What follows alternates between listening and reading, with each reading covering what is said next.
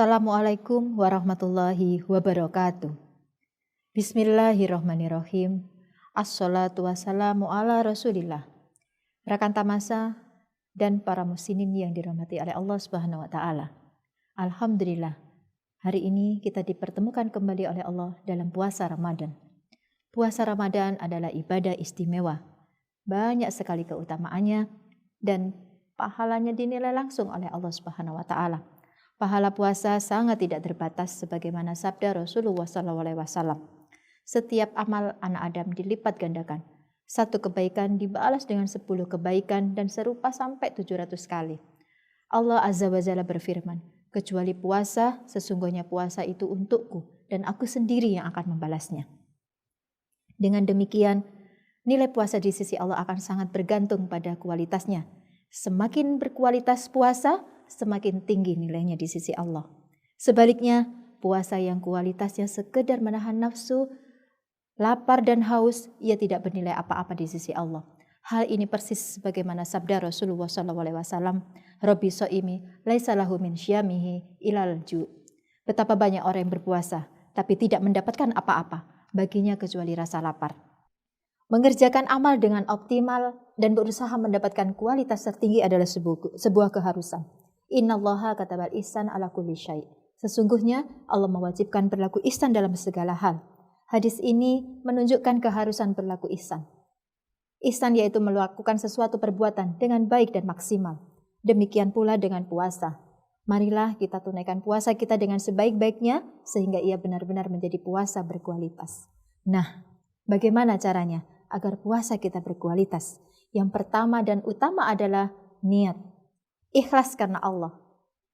Puasa kita harus ikhlas. Tak hanya puasa, bahkan seluruh amal akan ditentukan oleh niat yang menjadi syarat diterimanya amal tersebut. Innama a'malu binniyah wa innama liimri ma nawa. Sesungguhnya seluruh amal tergantung pada niatnya dan sesungguhnya setiap orang akan mendapatkan apa yang ia niatkan. Keutamaan puasa Ramadan berupa ampunan atas dosa-dosa yang telah lalu juga hanya diberikan kepada orang-orang yang puasanya dilandasi keikhlasan. Man sauma Ramadan imanan wahtisaban ghufira lahu ma taqaddama min dzambi. Barang siapa yang berpuasa Ramadan karena iman dan mengharap perhitungan pahala akan diampuni dosa-dosanya yang telah lalu. Yang kedua, meninggalkan hal-hal yang membatalkan puasa. Agar puasa berkualitas, puasa itu harus sah.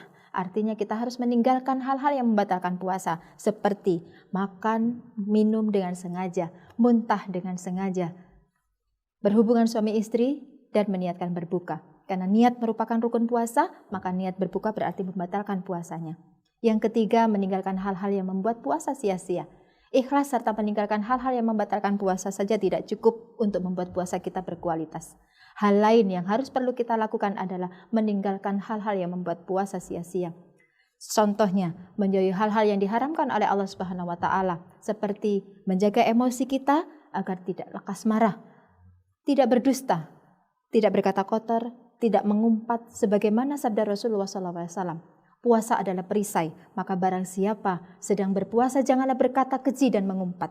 Jika seseorang mencela atau mengajaknya bertengkar, hendaklah dia mengatakan, aku sedang berpuasa. Yang keempat, meninggalkan hal-hal yang tidak bermanfaat.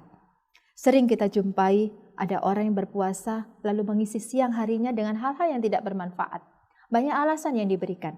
Agar lupa rasa lapar dan haus selama berpuasa, seharian duduk di depan televisi, menonton banyak tontonan di televisi, memperbanyak main game, dan sebagainya.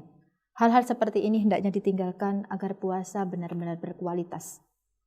Di antara tanda sempurnanya iman, seseorang adalah meninggalkan hal-hal yang tidak bermanfaat. Yang kelima, mempuasakan seluruh organ tubuh, pikiran, dan hati.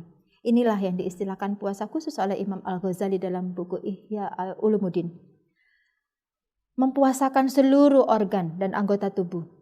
Menjaga mata kita, menahannya untuk tidak melihat hal-hal yang diharamkan, yang dibenci oleh Allah. Menjaga lidah kita dari berbicara tanpa arah, dusta, menggunjing, mengumpat, berkata buruk, berkata kasar, dan sebagainya. Yang keenam, melakukan banyak amal solih selama bulan Ramadan. Di saat kita meninggalkan hal-hal yang haram dan tidak bermanfaat, pada saat yang sama kita harus memperbanyak amal solih pada saat berpuasa. Seperti memperbanyak tilawah Al-Quran, berzikir kepada Allah bermuhasabah diri, memohon ampun, salat sunnah, tafakur, mengkaji ilmu agama, memperbanyak infak dan lain sebagainya. Rasulullah dan para sahabatnya sangat mengerti tentang keutamaan Ramadan dan bagaimana memperbaiki kualitas puasa mereka. Karenanya dalam kesempatan istimewa ini mereka memperbanyak amal solih. Ibnu Abbas menuturkan bagaimana peningkatan amal solih Rasulullah SAW khususnya dalam tadarus dan infak. Rasulullah SAW adalah orang yang paling dermawan dan kedermawanannya memuncak pada bulan Ramadan ketika Jibril menemuinya. Jibril menemuinya setiap malam untuk tadarus Al-Quran. Sungguh Rasulullah lebih murah hati melakukan kebaikan daripada angin yang bertiup. Demikianlah 6 langkah agar puasa kita berkualitas. Semoga kita termasuk orang-orang yang dimudahkan oleh Allah Subhanahu wa taala hingga akhirnya mencapai derajat takwa dan kelak kita semua dimasukkan ke dalam surganya. Amin amin ya rabbal alamin. Selamat menunaikan ibadah puasa bulan Ramadan. Saya Anikotul Uhba, Kepala SMP ITI Insan Kamil Sidoarjo. Assalamualaikum warahmatullahi wabarakatuh.